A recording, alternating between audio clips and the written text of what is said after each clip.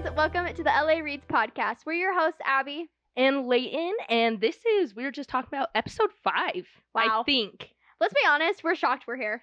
Yeah, it's definitely been kind of a tough road, but we're making it. It's been a tough road, and also I think I was just telling Leighton everything that's happened to me this past week, and to say the very least, it has been a shizzy week. So I'm glad that we are still alive, making it, surviving. Eventful, to say the least. Very. Anyways, but as always, we're going to start off with what we've been reading this week. So Leighton, what did you read this week? Oh my gosh, I have read so much and yet so little at the same time. I finished Air of Fire, which was just chef's kiss for our Throne of Glass reread, except I think I made the mistake. I'm so sorry in advance to everybody, but I read Throne of Glass, Crown of Midnight, Air of Fire, and now I'm going back to read Assassin's Blade. And I told you that was wrong! That's not the correct... I already read it. I've already read the series before, but that's the wrong order. Oh, you want to know something so sad? What? My sister-in-law is reading Throne of Glass right now. She's in the middle of her tandem read. Oh. And she hasn't read Assassin's Blade yet. And we were hanging out yesterday, and she was like, oh yeah, she's like, I don't know why, because the Kindle, I guess, it has Assassin's Blade as last. And the Kindle, if you just start going in order of, like, the bundle.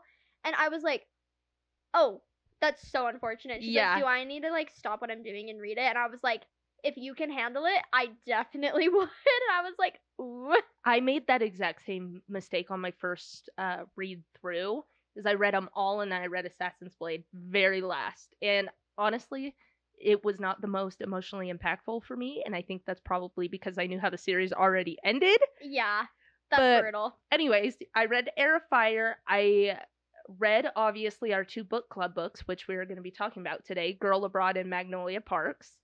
Then I read... You were on a grind. Yeah, the 5th book in the Harley Quinn series, the mafia-type romance thing. I think I've officially concluded I will not be continuing the series, and there's 1 book left. But I literally cannot do it anymore. Then I started Saving 6, which is the 3rd book in the Boys of Tommen series. Mm-hmm. And I started All the Pretty Monsters, which... literally don't know how to describe that book. It's about a gypsy. She's gypsy magic, and I've heard it's really good. But sure. So I'm all over the place. I love that, to say the least. What have you been reading? Well, as I said earlier, it's been a rough week. Yeah, so maybe nothing. I can't remember if on the last episode if I mentioned this or not, but I did finish the Midorian Chronicles. Is that right? No. I finished Hopeless. Is that the last book? Yeah. Oh my gosh, yes. From the Chestnut Spring. So I officially finished the Chestnut Spring series. Yes. And so good. Wait, can you give me your ranking of the 5? Like, rapid fire ranking. Okay. Out of of the books? Yes, 5 Chestnut Springs books. Starting from the bottom. Okay. Powerless. Mm-hmm. Flawless. Hopeless.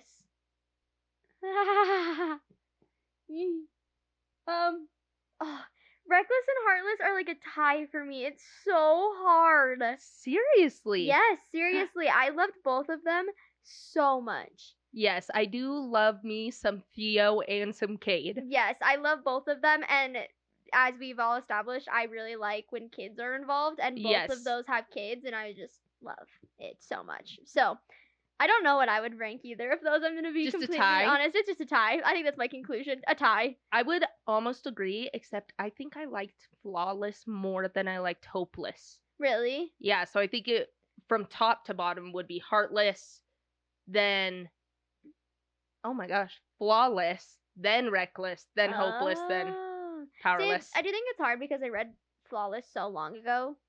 Yeah, that's true. Sometimes I feel like my rankings are a little bit skewed because I read, this wasn't like a read them all in a week. It was like, it's been like a month now since I started the series, so it's definitely kind of hard, but I stand by what I said. Yeah. Maybe if I had to choose, I would probably say Heartless and then Reckless, but they're pretty dang close. Yeah, you're like, I actually have permission to love them all. Yeah, so exactly. So yeah, that was the one book I did finish, and then I read Girl Abroad this week as well. Mm-hmm. After that, I was having a little bit of a rough week. And I started a lot of books, but have not finished. That's okay. The list of books I have started are Children of Blood and Bone. Love. Was a book I started. Book 1. Book 1, yeah. Mm-hmm. Percy Jackson, the first book. Started that one. Yep. And then I also started The Assassin's Blade. last night. Oh my goodness, yeah. That's the one that I finally got myself to like actually sit down and read. So that would probably be the one I stick with for the next few days. Is Assassin's Blade and reading The Rest of Throne of Glass. But yeah, we were struggling this week. So we more bought books this week. I did on Wednesday have a mental breakdown, and I did spend over $200 at Barnes and Noble. But that's okay. We're feeling better now, so all is well. No, Barnes and Noble always makes it better. Exactly. Obviously. So yeah, that's kind of what I've been reading this week. Anything else? No, that's everything for reading for this episode. We will go ahead and get started into our March book club picks, which, as we know, are Girl Abroad by Elle Kennedy and Magnolia Parks by Jessa Hastings. I think we decided we're going to start with Girl Abroad, right? Yes. And in the description, I will put the time code for Magnolia Parks if you just want to skip to that part. But yeah, know that is what you can find that in the description below if you would like. But Girl Abroad. Okay, wait. Actually, I have a question first. Yes. Was Girl Abroad YA or an adult fantasy or romance book? I actually have no idea because all of Elle Kennedy's other books are new adult. So I would assume it would fall into that same kind of category. But why was I kind of thrown by the epilogue? Because I feel like that was the only spice chapter. I know. Oh my gosh. You shouldn't have brought that up because that is one of the things I hated about this book. Is the lack of spice or just like... Well, I thought it was an adult romance book because I bought it in the romance section. Yes. Of the adult romance section. And yeah, it was like the amount of tension and spice in this book were non-existent. Yeah. To say the very least. Couldn't find it anywhere. So, brief overview, just like super fast. So, our main girl, Abby, which is such a pain. Abby in the book, goes and lives in London. Yes, for study abroad. And she's 19, I believe. And she ends up living in a house with all boys. She thought that it was going to be a house of all girls, which was the main reason why I bought the book. Yeah, that was kind of, what do you call it? Like the hook for the book that was making it sell. Yes. So she ends up rooming with all of these guys, and then she basically finds herself in a love triangle between one of her roommates and one of their friends who's like a baddie musician person. Yeah, a bassist, I guess. Yeah, whatever. I literally, in the car right here, though, was trying to remember his name, and I glitched. What was his name? Nate. That's right. That is so facts, because I think both of the love interests in this book were about as interesting as wet paint or soggy bread or a literal cardboard cutout, because I did not like any of them. They had no personalities. My brief overview of the book is that I felt like this book felt like the bones of something and needed more. Yeah, well, I was so frustrated because, like we said before, the selling point of this book was, she goes to study abroad and her roommates that are supposed to be girls are actually guys. Yeah. And that's the big twist. Yeah. Right? So now she's studying abroad with a bunch of guys, and I thought, this could go one of two ways. This is either going to be very New Girl-esque, if you've seen New Girl, where it's going to be very found family, and the romance is going to happen outside of the house. Yeah. Or the love triangle has to be between all the roommates. Yes. Right? The roommates plot was barely a plot at all. You have her best friend, like, in the room, Lee, who is, like, her gay best friend. Yes. And I feel like that was really good and well done. Jamie didn't even exist, really. Yeah, he wasn't even a character. All I know is he, I think, gets around a lot, and that was his one personality trait. Why was I literally, because the entire time I was reading, and I was like, there's gotta be more. There's gotta be more. And I was, like, so convinced that it was gonna come out that Jamie liked Lee. And I was like, I didn't even think of for that plot point, and it never happened. And I was like, well, that was a disappointment. Jamie just truly was nothing. Jamie truly served no purpose. No purpose. There is only one scene that felt like a found family situation. Like, it's like briefly mentioned throughout the book. It's like, I did this with my roommates and we had all this fun and whatever. And you're like, okay, but like I didn't really actually get to see it. The only time that I saw that like found family moment where I was like, I am in love with these boys, was when she ends up stuck at a party.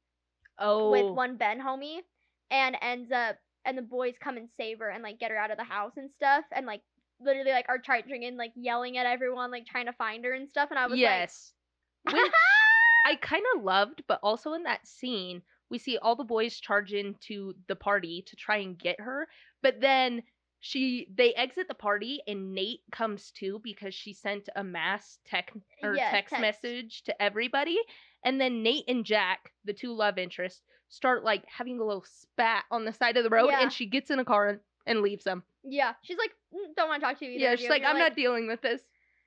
Also, I have to say, one of my least favorite tropes in the entire world is a love triangle. I hate a love triangle because it literally makes me so anxious because I'm like, who are they going to choose? Yes. However, this one, it didn't even feel like a love triangle. It didn't even feel like love at all because I was like, I don't think she actually likes any of these people. Their love and tension, is, like I said earlier, it was literally non-existent. Yeah, I took note of this because I had the same thought because I actually do like love triangles quite a bit. However, I found myself in this love triangle saying, I actually do not care because I do not care about a single person in this book. Well, I was saying that I felt like her character fell flat to me because, yes, sometimes you, as an author, I can understand, like, you don't want to make your main character annoying, like, and I feel like that's a very consistent thing in books sometimes. People are like, oh, I hated the book, the main girl was so annoying, her inner monologue was annoying, but she kisses Jack, and then he, like, basically is like, oh, that was a mistake, and she has a moment where she's like, oh, that kind of sucks, but she's like, in order for me as the reader to care, I need her to be like, I am pissed, I am angry, I am going to be petty as frick, like, I, as the reader, need to understand that that really hurt her, but in the moment, she was just like, okay, yeah, whatever, I'm gonna go talk to Nate, and it was like, okay, so you don't care, so why should I care? And then at the end, it was like, oh, I'm supposed to care? Yeah. I didn't realize. Yeah, literally, she describes them at one point. This is later in the book when she's kind of having her inner monologue deciding which one she should choose. Yeah.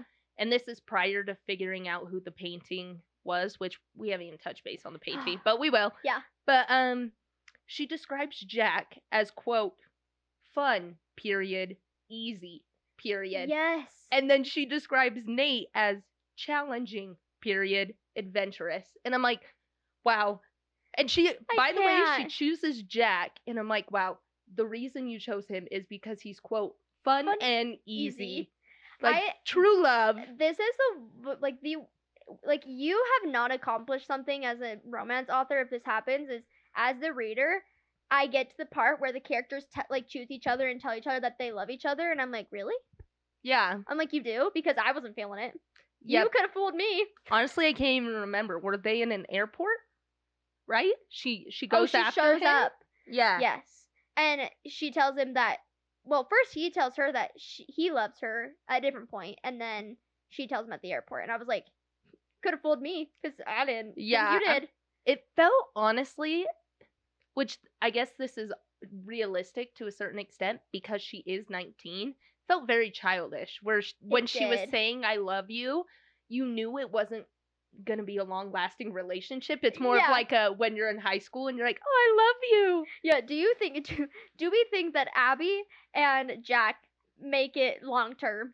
I don't even think they make it home from Sydney. I actually, in the epilogue, I think they do say they make it home, but, like, I'm not convinced. I'm not convinced in the slightest. Well, and it just, I think sometimes, like, sometimes authors will make situations where they're like, oh, this will definitely add tension, but I'm like, them being roommates doesn't make tension happen. Like, you still have to have these interactions. You still have to have all of these moments.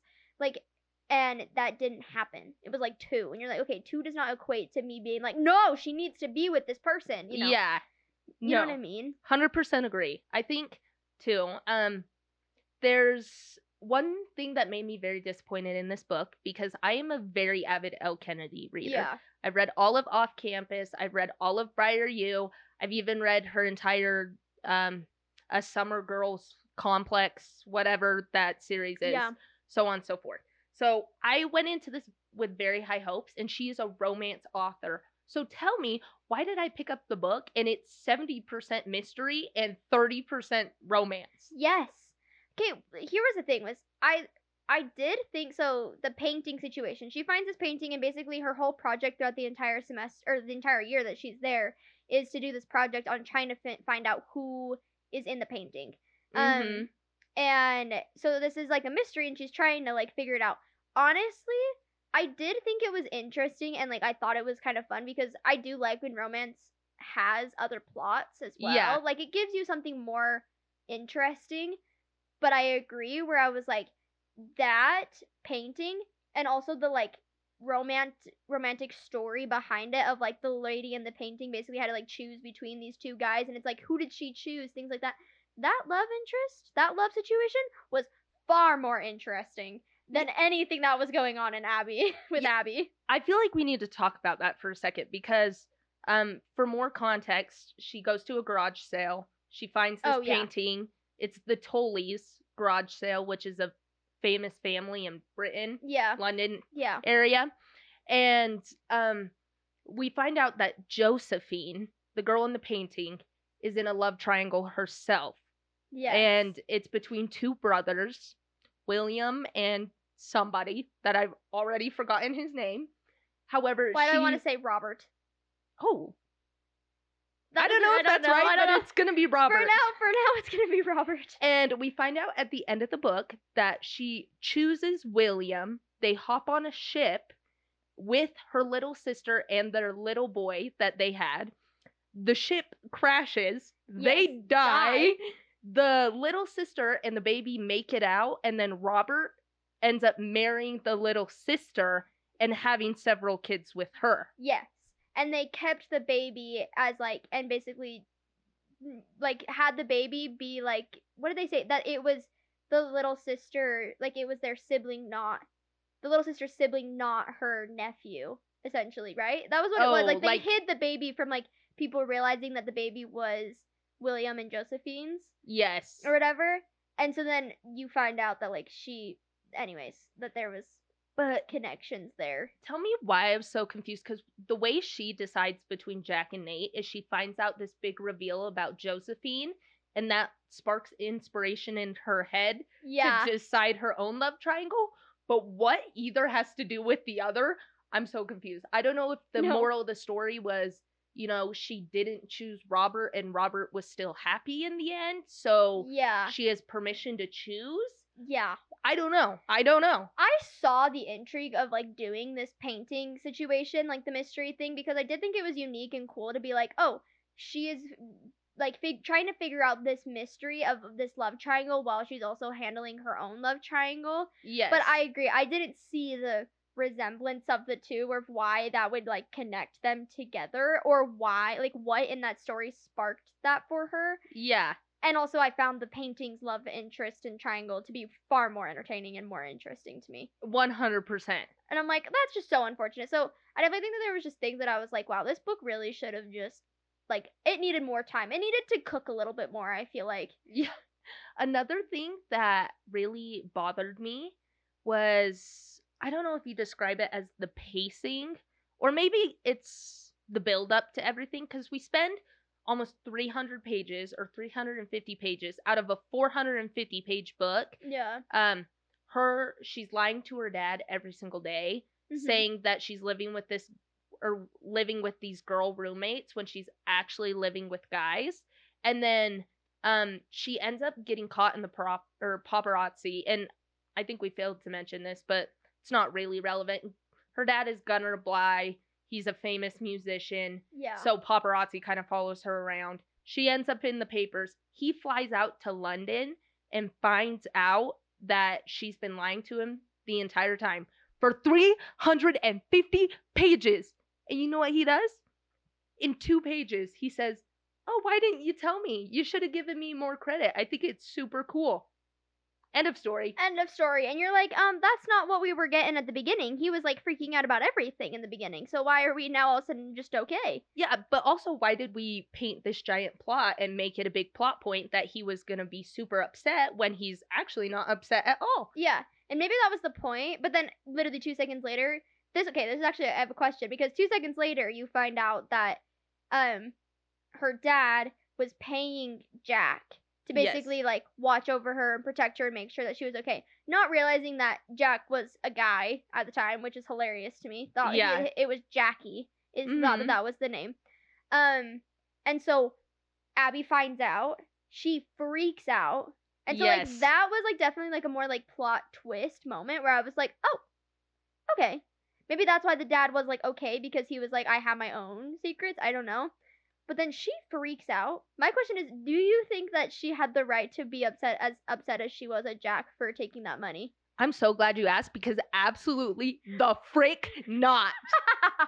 I was literally going to strangle her.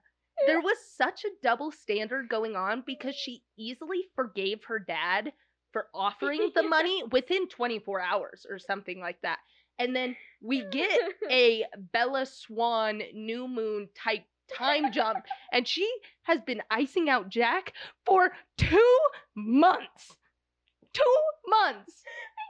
And she forgave her dad in 24 hours.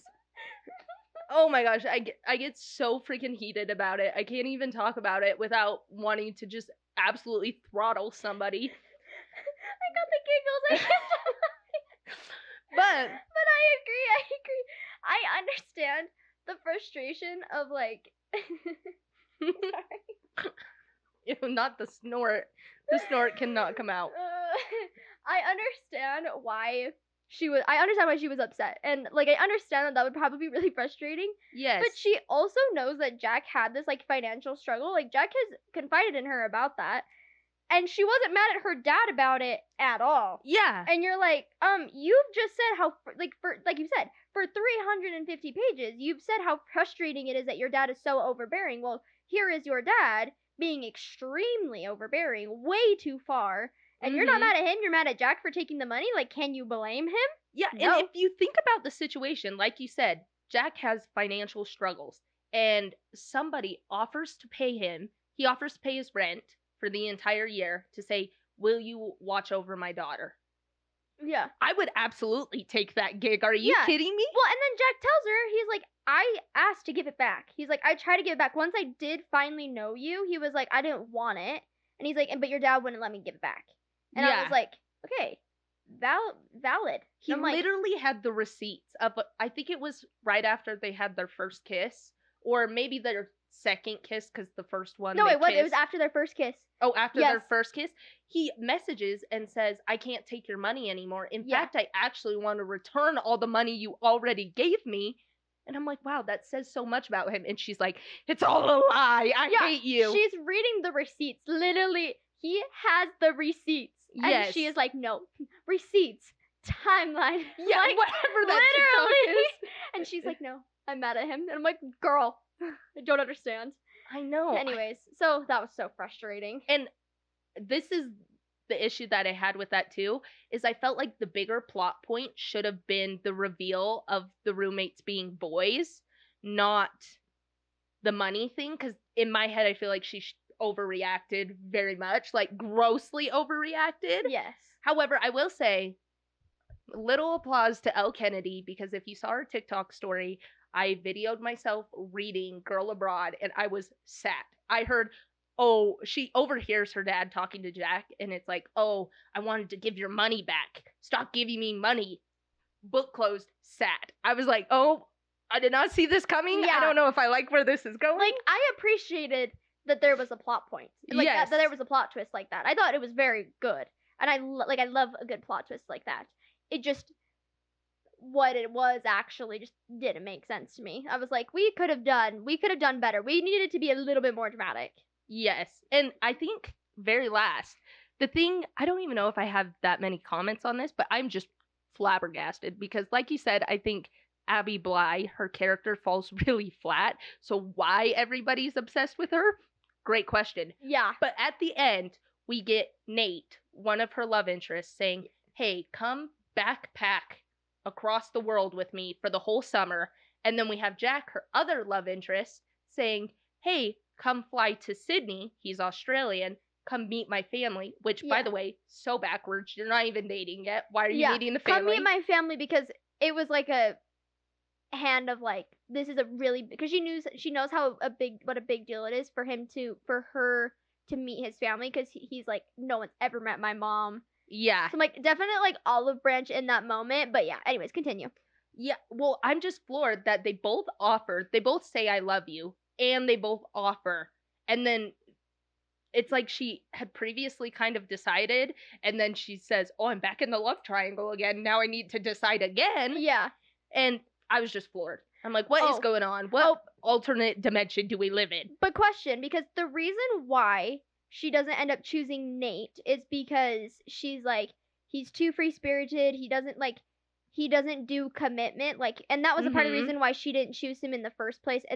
The first time she chose to the love triangle was because she was like, I asked him if he saw this as a committal thing, and he said no.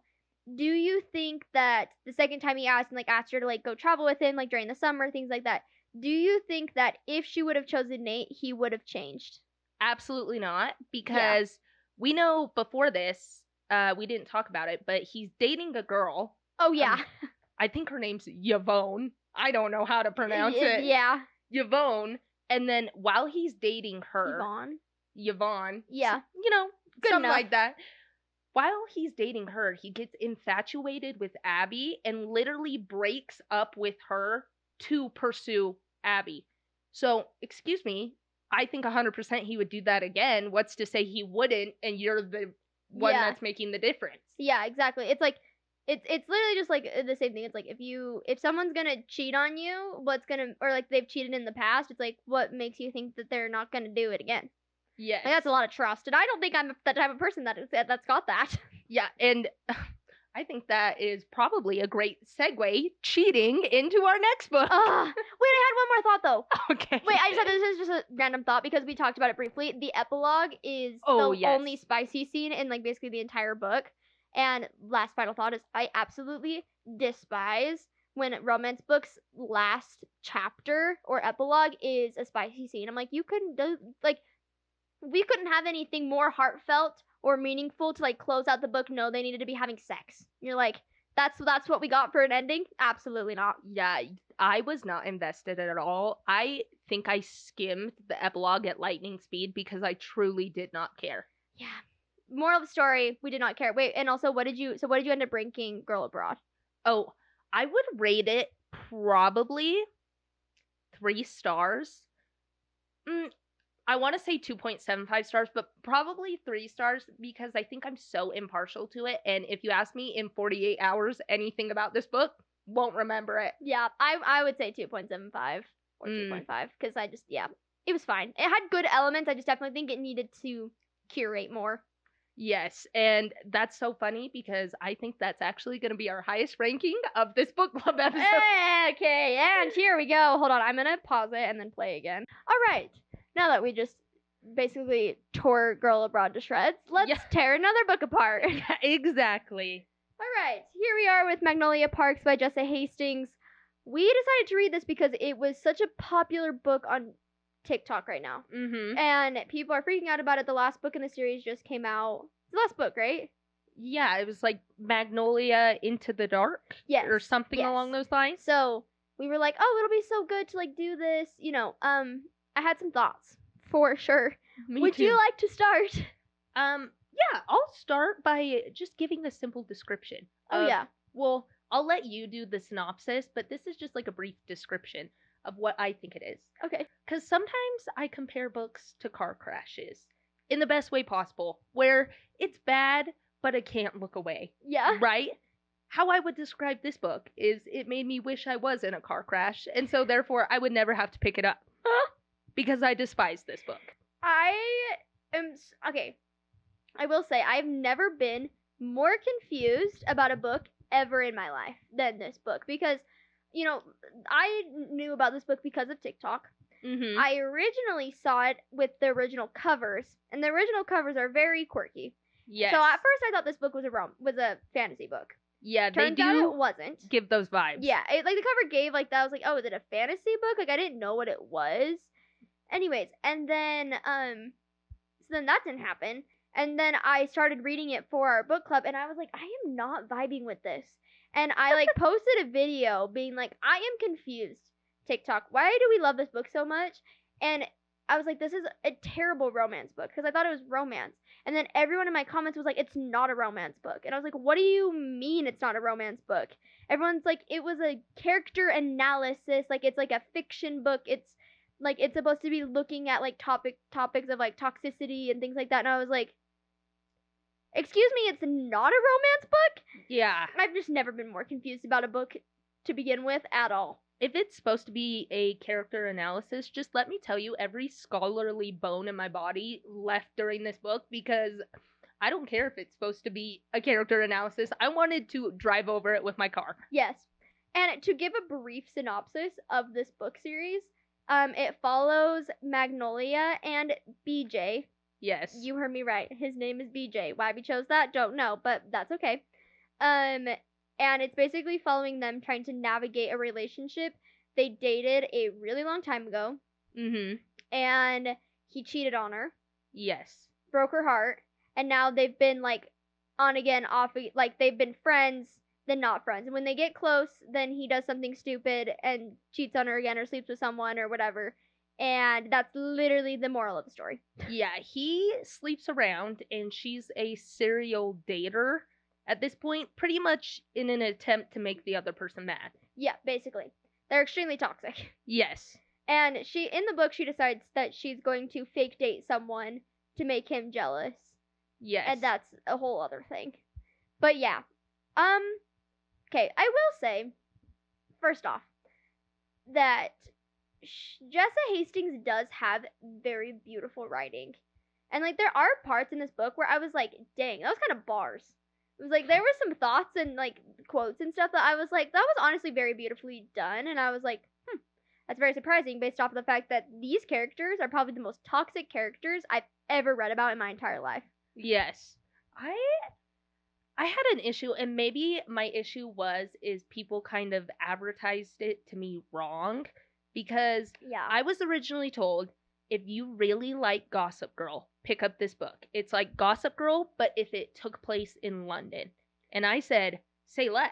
And that's what everyone in my comments was saying too. Like, you have to keep going, it's exactly like Gossip Girl. And I was like, okay. Yeah, say less. I love Gossip Girl. Yeah. I've watched it 3 or 4 times, so I was like, this is going to be right up my alley. It's going to be perfect. The only way I can describe this book is it's Gossip Girl if season 1 Chuck was the entire series. Yeah. So BJ is season 1 Chuck, and Polly, as we know, her best friend, is Jenny Humphrey. So if you would like to read a book where Chuck cheats on Blair with Jenny Humphrey, pick up this book. So that was like the one thing that, like, was intriguing in the beginning. It's like, okay, you know that he cheated on her, but you don't know who with. Like, you don't know who he did it with or, like, why. Mm-hmm. But oh my gosh, I've never been more upset about a plot point in my entire life, because then you do find out who he cheated on her with, and you hear about it from his perspective, and he's like, you know, I was thinking, like, in my head, I was like, maybe it won't be that bad. Maybe it'll be, you know, he was forced into a situation and just never knew how to talk about it, or, like, maybe, like, something happened. Like, maybe there is a very valid reason as to, like, what happened. Yeah. No. In his description, he's like, I don't know why I did it. I just felt like doing it, so I did it. And I was like, not a good enough reason, excuse me. And then people in my comments were like, no, it'll make sense eventually. And I'm like, no, it will not. I do not believe you. I also have really big issues. I hate it when a book practically becomes null and void, because where it starts is exactly where it ends. So you're like, why did I even read this book? There literally was no progress made in that book. No. There was towards the end, because they decided to get back together, right? Yes. And then literally that lasts a week? Yeah. Like a couple days, and then they're like, okay, done. And you're like, what? Yes, incredibly frustrating for me. We just talked about this with Girl Abroad, because there's a pretty prominent love triangle. And also in Magnolia Parks, there's kind of a love triangle going on as well. I despise, with every fiber of my being, love triangle is one of my favorite tropes. But when they do a love triangle and there's a choice that should be the obvious choice. Yeah. Because she ends up fake dating a guy named Tom England, I think. And he's very kind. He's very caring. He's everything you would actually want. He's financially stable. He has a great family, so on and so forth. There's no reason why she should not pick him. Mm-hmm. And then on the other hand, you have BJ. He's doing drugs. He cheats on her. He's a hot mess. Yeah. But I hate when they say, oh, they almost operate under this idea of love isn't always easy. Love should be kind of risky. Love conquers all. Yeah. And so she's like, I want to take the risky choice because BJ really makes me feel something. Yeah, he makes you feel sad. Yeah. That's what it is. Are you kidding me? So she's like, yes. He makes you hate yourself. Yeah. So she's like, I'm going to pick BJ over Tom England. And the whole time, I just wanted to literally smack her across the head and say, get some standards. No, literally. And that was like what I was so confused about was I was like, is BJ really the standard that we're loving on the internet right now? Because if so, we as a society need to work on our standards. Raise the bar. Yeah, and everyone was like, he's not the standard. And I was like, okay, a couple people are saying that in my comments, but I feel like the consensus that I'm having is I may not have known that this wasn't a romance book. And I think a lot of other people also didn't know that. People who love the book, I think it's a romance book still. Yes. And I think that they see BJ as like this great guy because according to a lot of people, they're like, he progresses, he gets so much better, he literally grows up so much, and I'm like, that does not change what he's done. Like, he's literally terrible in this book. I don't understand. I also think a lot of people think this book is really romantic who believe in the agenda of soulmates. Yeah. Or right person, wrong time. Mm-hmm. Something along those lines because they have it in their head. They're saying, oh, Magnolia and BJ are meant to be together. It's just, it's not quite happening, or love isn't easy. You know, they're soulmates. They have to work to be together.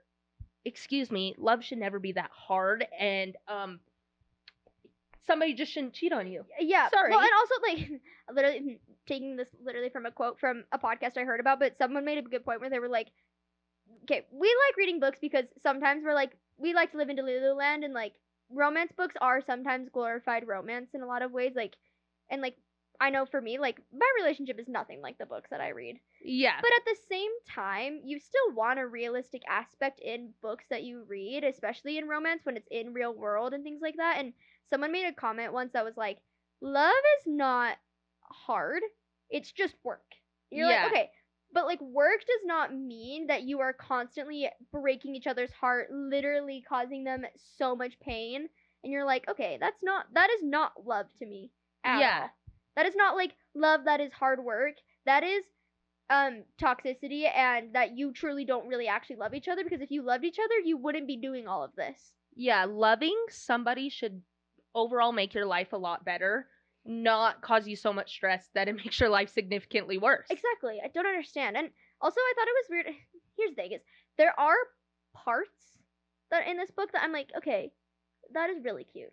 I absolutely love the part where he asks her, like, how's the weather over there, Parks? Like, like those types of, like, little things. I'm like, yeah, that is the cutest thing I've ever seen in my entire life. I love that part. Like, I devour it.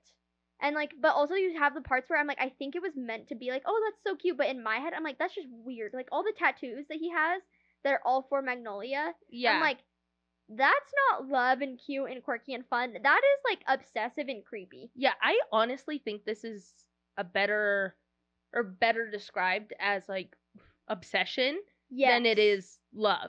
100%. It's like, in fact, what? Infatuation? Yep, infatuation, obsessive tendencies between both of them towards each other, and you're like, this is not fun. I do not enjoy reading about this. And some of the things that he does, I think we just glance past it. And this is funny coming from me because I'm an avid dark romance reader. However, I definitely read those books knowing this is not real life, this is not the standard, and this behavior is not okay. But relatively towards the beginning of the book, when they're not together, we see that Magnolia kind of develops a relationship with Christian, which is BJ's best friend, one of his best friends. And she explains in her inner monologue, she's like, wow, I'm so grateful for Christian. This is the first time I've really felt alive or felt okay since the whole BJ. He's the first person that's made me feel some semblance of happiness since then. And instead of BJ being like, hey, first of all, I cheated on you, so I'm the problem, you know what he does? He doesn't let Magnolia be happy. He doesn't let his best friend be happy. He drags him out of a bar and then beats him to a pulp. Oh, yeah. And then says, keep your hands off my girl. What do you mean, your girl? You cheated on her. You're like, you screwed up. So if she decides that she is still your girl, that's fine. But she definitely did not, so let her go. Yeah, but he won't. I mean, it goes both ways. We definitely see it. Yeah. But they will not let the other person be happy and move on. No. They just want each other to be miserable. And that was what I felt this entire book, is that every single thing that they were doing, I was like, you are doing that to make yourself miserable or the other person miserable. And I am not understanding, as the reader, why you want that. Yeah. And that was what I was having a hard time with this book, is that these things were happening and I just wasn't understanding why we were wanting these things or why we were choosing to do this stuff. I just don't understand. I personally, I found every character in this book insufferable, incredibly difficult to read about. However, it's also marketed as a found family book. Yeah. And personally, if I were in that found family, I would run away. I would find another family. But I will say that, like, when the guys and stuff, like, his younger brother that's her age, what's his name? Why did I want to say Johnny? Why did I want to call him Henry? I don't know. I don't know why I'm blanking. But, like, the guys, like, are very protective over Magnolia. And I love in books when the guys are very protective over the female character. And, like, things like that. Like, when the guys are like, BJ, what the frick is wrong with you? And, like, they're kind of, like, get away from her. I'm like, yes, thank you. And those are the moments that I feel the found family. And I'm like, I love that. I 100% agree with the idea of that. I do love it when there's a found family and there is a group of boys that are protective over a specific girl and things like that. However, I feel like every single one of their friends was enabling this behavior the entire time. Oh, how for come sure. Her best friend, whatever the little brother, like, he has a good head on his shoulders. Why did he not just say, like, move on? Like, you deserve better. He's obviously in a place where he's still trying to figure himself out. Yeah. Do not put the time and effort towards that right now. If you want to at a later date and time, sure, but obviously he's not in the headspace, because we do see him, you know, taking drugs to the point where he does overdose at some point. Yeah. And things like that. And you're like, he's not in the headspace to be in a good relationship in the first place. It did feel like, I agree that it felt like the characters were enabling their relationship. It was like the characters were also, like, they're meant to be together. Yeah. So they just, like, go along with it, which, like, maybe that's a maturity thing of, like, we're not going to get involved in whatever shiz show this is. Yeah. But the fact that, like, their best friends can't even tell them what's going on, and then her best friend is the one that BJ cheats on her with, too. You're like, okay, why could no one just, like, tell her how it is? Why was everyone enabling it and being like, no, like, they're meant to be together? No, they're not. Yeah. It's like, BJ wouldn't tell her who he cheated on her with. And even in that case, why didn't Polly come up and say something to her? Yeah. Like, obviously it's going to be a difficult conversation, and you may not even be friends afterward. Personally, if one of my best friends cheated with my boyfriend, I probably would not be on speaking terms with them. No, we definitely would not. But somebody needed to do it, because you could tell how hung up she was yeah, on him the entire time, and it needed to get to the point where she just needed to move on. Yeah. And as a reader, that makes me feel like none of the characters actually care about Magnolia. No. And and to me, that's not a found family. Like, yes, they might be protecting her in these certain situations, but if they couldn't just help her in these situations and, like, tell her how it is, then they obviously don't care enough to, like, help her get over it. They're trying to, like, balance trying to be friends with both of them. And I'm like, okay, I don't think that's how this was supposed to work. And they were excusing all the behavior with the caption of, like, that's just how Magnolia and BJ work. Yeah. What do you mean that's how they work? That's terrible. It's awful. Yeah. I don't know. And, I mean, if this is actually real world, like, I'm sure people have experienced situations like this before, like, and I'm not saying that love can't come out of, like, in real world, like, situations like this, but, and maybe this is just me living in a sheltered world that we have in Utah and also being, you know, very religious and things like that, but I just cannot imagine how you would be in a situation like that in real life and think it's okay. I just don't get it. I think I had a difficult time with this as well, because maybe this is a personal opinion of mine and not everybody adheres to the same beliefs, but if my significant other cheated on me, I would not get back together with them. No. That's like a hard line in the sand. that I, under no circumstances would I ever get back together with them. So I think I had a difficult time the entire book being sympathetic towards Magnolia, because it almost felt like there shouldn't even be a book. Because it said you should move on. And then she had Tom show up, who's this great option that wants to love her. And she even states he makes her happy. Yeah. It's different than what she feels for BJ, but he makes her happy. And literally everybody enabling them is making her fumble somebody that could be good for her. Yes. For somebody who's going to be incredibly toxic. Yeah, I agree. And I think that's also why, like, I still like to relate to the books that I'm reading. Like, or I like to be like, oh, like I want that for my life or whatever. And there's not a single part in this book that I could relate to. And that is really hard and makes me not enjoy the book, because I'm like, I've never gone through anything like this before. I don't agree with any of the decisions that are being made. I personally, in a relationship, like, there are many things I will forgive in a relationship. There are many things I'm willing to work through. Yeah. But cheating is not one of them. No. So I just think it's hard when, even if this book, outside of it, like, if it's not a romance book and it is a character analysis and whatever, you read those types of books still to be able to relate to, and I just don't relate to anything in this book. And personally, if it is a character analysis, I still read ultimately for entertainment and enjoyment.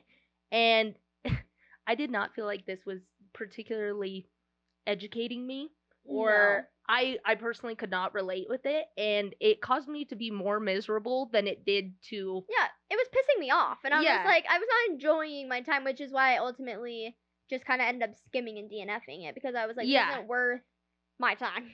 Yeah, so I mean, I personally am not going to read the rest of the series. I don't think I'm going to either. So maybe it gets way better later. Which everyone tells me, they were like, you have to keep going because it gets so good. And I did go on Goodreads to, like, kind of skim through what happens, because I was like, I want to know. And, like, I did see it, and I was like, okay, there's a plot point that happens in the last book that I'm like, okay, I see now why everyone is literally sobbing in the last book, which I don't want to say it on here because I don't want to spoil it for anyone else, but there is a plot point, and I'm like, okay, this does seem like an emotional book, and it does seem like something that, you know, really might spark up emotions and feelings and hard topics and things like that. But to me, I'm like, if the first book is this bad, like, it's not, like, I just don't enjoy it. I don't want to be I don't want all of that deep stuff in my book. I just don't want to read it. Simply, I don't want to be miserable while I'm reading a book, and I genuinely feel like this book made me so upset it was leaking into my everyday life. Well, and maybe that's the point. Like, we are supposed to feel the way that the characters are feeling, which is miserable. Yeah. And maybe it genuinely does get better, which I'm sure it does, and I do know how it ends. And obviously, like, at the end of the day, it's a romance book. If they didn't end up together, that'd be stupid. So I'm like, I'm assuming that they do, and I'm like, I just don't. But I just don't care to see how they do. Yeah, so ultimately, I think I would give it maybe 2 stars. If I'm being generous. I mean, I did DNF it, but I would give it 2 stars. Because there are parts that I can appreciate the writing of it, like I said. I think the most interesting part was her sister.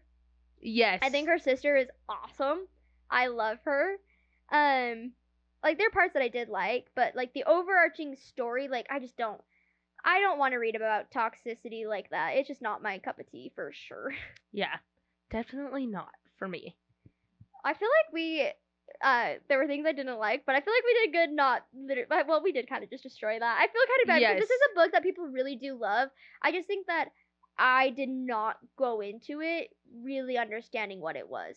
Yeah, and I think we probably should start putting a PSA at the beginning of all of our podcasts. If you like this book, then that's great for you. So great for you. Do not need to have the same opinions we have. You do not need to like the same books we like. No. And we also have permission to dislike the books that you like. Yeah. And if this is something that you've actually gone through in real life, freaking applause to you, because I could not go through this in real life. Yes, and we love having good, healthy debates. Always. So if you want to talk to us about either on our TikTok or something in the comments, we would love to discuss it with you more, because there's definitely parts we're probably missing or not understanding as well. Because like I said, I did skim. Yes. However, let's keep it friendly. Just be nice. Be nice to us. But I don't know. it just wasn't my cup of tea. I wonder if I would have known exactly what it was, if I would have enjoyed it more. But there's a part of me that doesn't feel like I would have. I still feel like I would have had the same opinions, but you never know. Maybe I would have liked it more, but. People are like, you need to give it another try. And I'm like, I don't think I got it in me. There's just so many other books I would much rather read. That's not going to make me feel icky and just not good. Like, it doesn't make me feel good by the time I end the book, you know? I personally had read Magnolia Parks before, so this was my second time reading it. That's so I think I probably liked it less this time. So.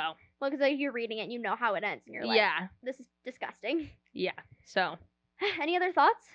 No, I think that's pretty much everything. Hopefully our next book club that we do, which will be in May because we are starting our 6 weeks of Sarah J. Maas here pretty soon. I'm so excited. But hopefully it goes better than this because we did not like either of the books really. We will be a little bit more selective with the books we choose, but you know, you never know. You never know. Yeah, we're always open to recommendations. If you guys have any suggestions, we're willing to read anything that you guys want. However, we cannot promise that we will like it. Yeah. But we will be posting on Instagram and on TikTok kind of the next couple of weeks what that schedule is going to look like and posting wise because we are going to be going over the entire SJM universe over the next 6 weeks now that we feel like we got a grip on how this podcast thing works. So make sure that you're following us on Instagram and on TikTok so that you can make sure that you are keeping up and know what that schedule is going to look like. I am so excited.